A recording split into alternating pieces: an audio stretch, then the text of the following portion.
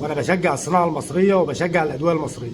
ولما كان بيدخل لي اي عميل في الصيدليه مش قادر على ثمن الدواء المستورد، كنت بحاول بقدر الامكان اجيب له دواء مصري بنفس الفعاليه وبنفس التركيبه وبنفس التاثير، وسعره طبعا يكون اقل شويه.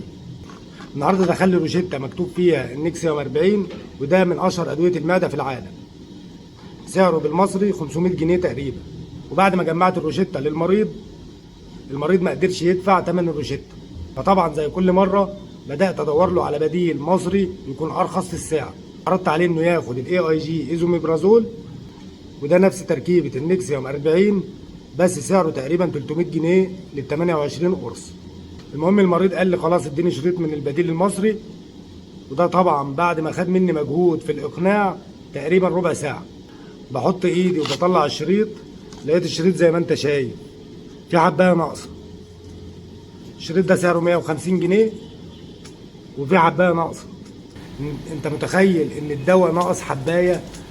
طب ده قاصد فيه ازاي، ولا قاصد في التركيبه بتاعته ازاي وانا شايف المنظر ده؟ فالمفروض دلوقتي ان كل مريض ياخد دواء يبدا يفتح العلبه ويبص عليها ويتاكد من عدد الحبايات اللي موجوده في العلبه، ولا ايه بالظبط؟ انا عن نفسي بشجع الصناعه المصريه وهفضل اشجع الصناعه المصريه، بس بالله عليكم اتقوا الله في المريض المصري.